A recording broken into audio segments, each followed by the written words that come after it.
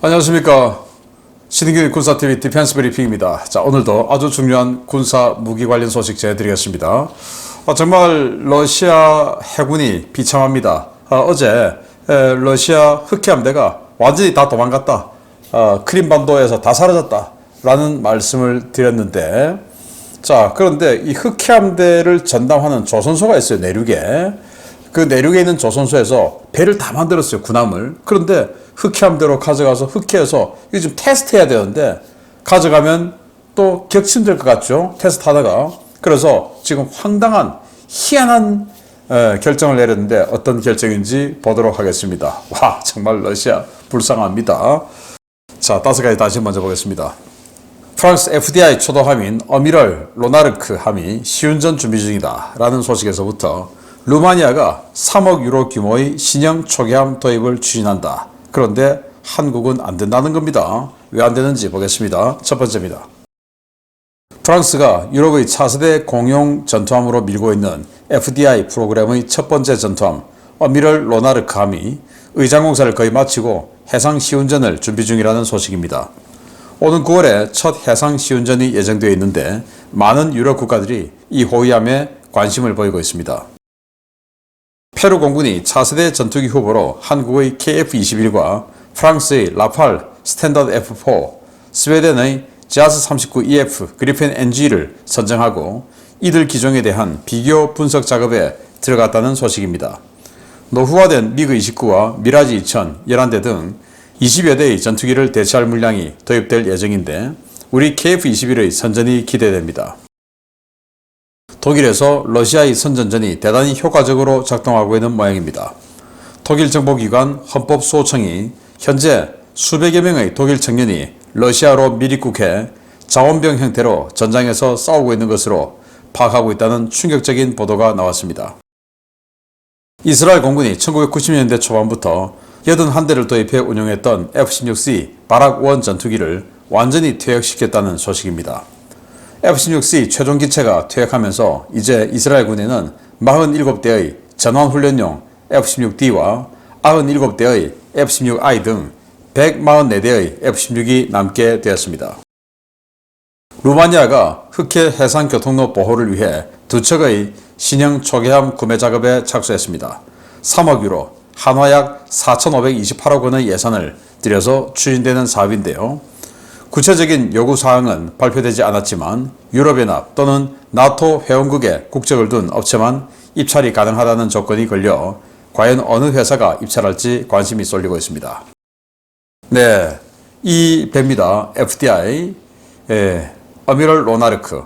굉장히 전위적으로 생겼죠. 자, 이 함수가 우리가 생각하는 기존의 그런 함수가 아니고 뭔가 좀 파도 관통형처럼 이렇게 생긴 함수, 그리고 일체형 마스트처럼 생겼는데 사면 고정 위상 배열 레이더가 장착되어 있죠. 그리고는 이 안테나가 어마어마하게 지금 높이 솟아올라 있습니다. 자, 이건 조금 기술이 좀 떨어진다라는 그런 방증이 아닌가라는 생각이 들고, 아무튼 프랑스 나발 그룹이 이거 만들어서 유럽 표준 군함으로 하자라고 밀고 있어요.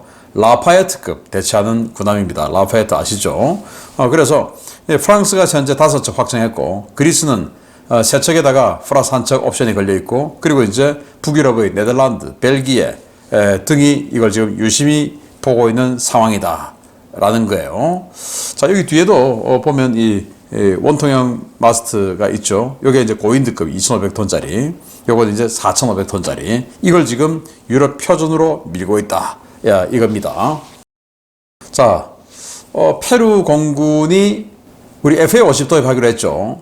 그건 A-37 용팔이라고 부르던 그 공격기를 대체하는 기종으로 우리 FA-50을 하고, 페루 공군이 지금 가지고 있는 게 전투기는 미그-29 그리고 미라지 2000, 이렇게 프랑스제와 러시아제 전투기를 섞어서 한 20대 정도 가지고 있는데 이걸 대체하는 사업을 하는 거예요. 그래서 여기에다가 페루 공군이, 자, 그러면 우리는 이거 하겠다, 니들 자, 이거 가지고 우리 입찰 제안서 내봐, 자, 이렇게 선정을 한 겁니다. 그 선정한 게 첫 번째로 우리 KF-21, 그리고 두 번째는 라팔 스탠다드 F4, 그리고 스웨덴의 그리펜 NG, 이렇게 세 개를 선정했는데 그 중에서 그리펜 엔진은 좀 덩치 또는 체급이 맞지 않죠. 좀 작죠.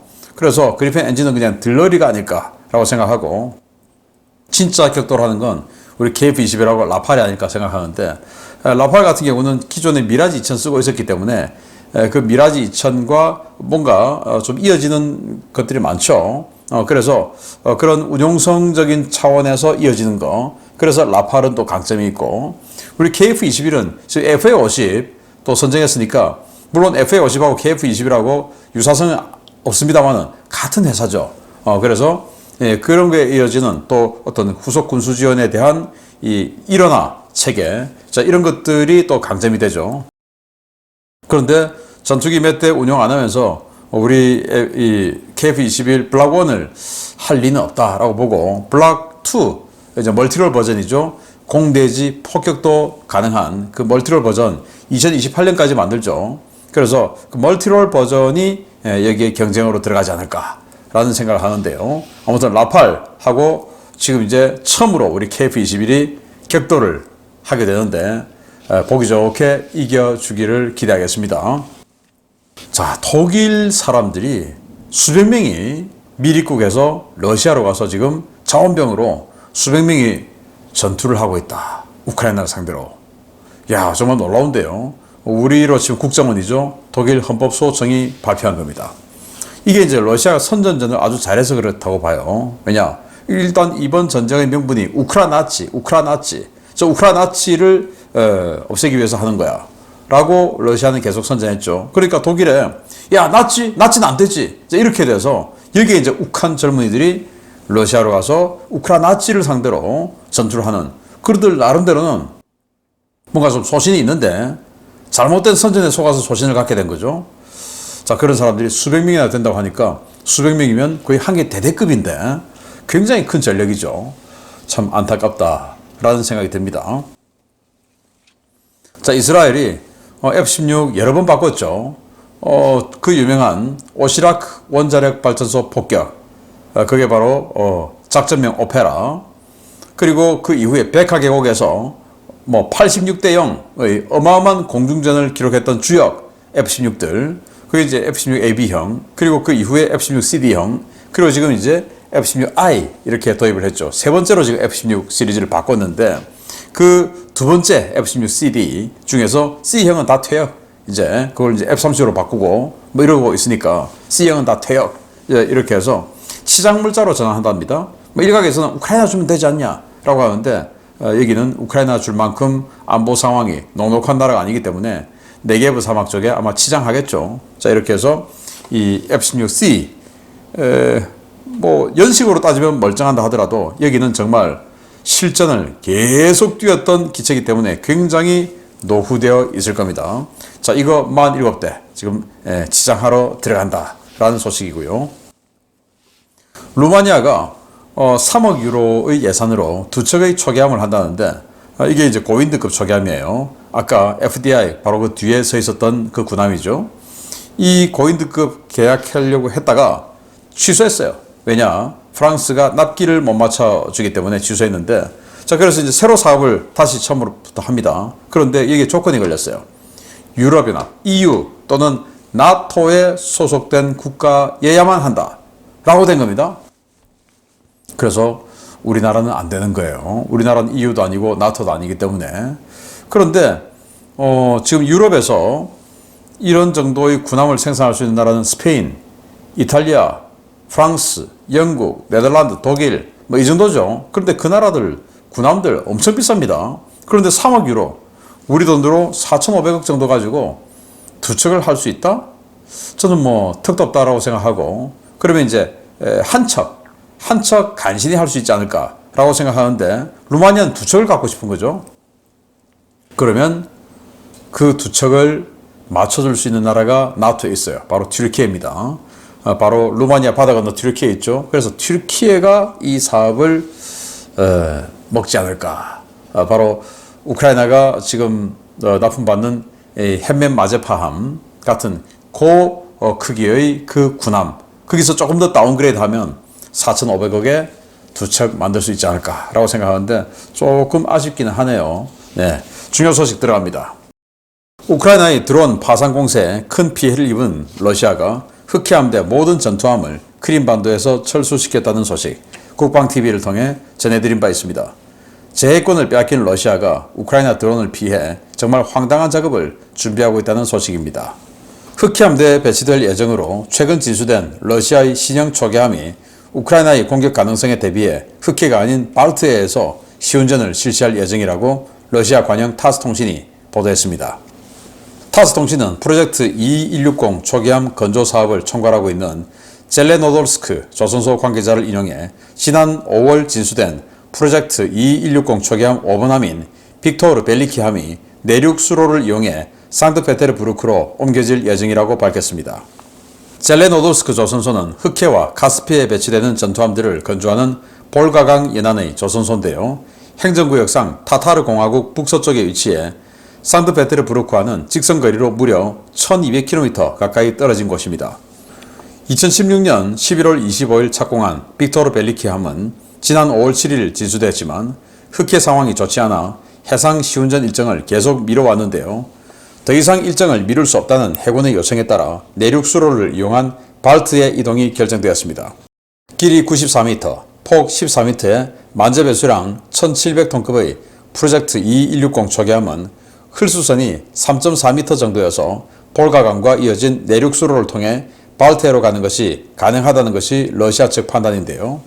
빅토르 벨리키함은 볼가강을 따라 오네가 호수로 이동한 뒤 스비리강과 라도가 호수를 거쳐 상트페테르부르크로 이동할 예정입니다. 러시아가 이 같은 결정을 내린 것은 프로젝트 2160 초계함의 무장과 센서의 성능이 낮아 우크라이나 자폭 드론의 공격에 취약하다는 우려가 제기됐기 때문인데요. 실제로 흑해함대에 배치된 똥급 4척 가운데 2척이 우크라이나 드론 공격으로 대파되거나 격침된 바 있습니다. 그러나 강을 따라 항해하기에는 상당히 덩치가 큰 이 초계함의 이동은 큰 모험이 될 것으로 보이는데요. 제해권을 빼앗긴 러시아, 정말 별의별 촌극을 다 보여주는 것 같습니다.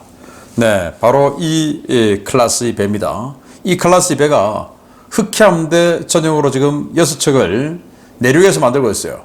내륙에서 만드는데 그게 이 전에 뭐 방어력이 좀 없다 보니까 예를 들어서 사이드에 중기관포라든지 이런 게 없다 보니까 이 자폭 수상정이 오는 것을 막지 못하고 지금 공격을 받았었어요. 그래서 3월 4일 날 세르게이 코토프 이 함이 이렇게 격침되었어요.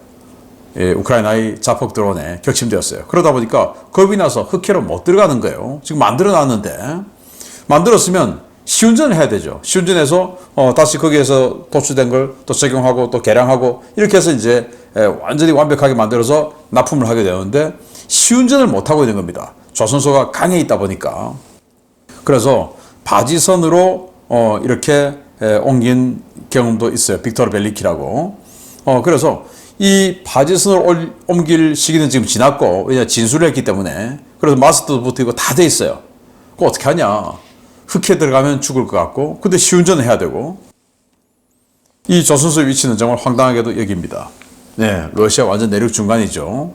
카스피해가 이 아래에 있고, 흑해는 여기 아래에 있고, 그런데 이 볼가강이라는 큰 강의 중류에 이렇게 있는 조선소예요.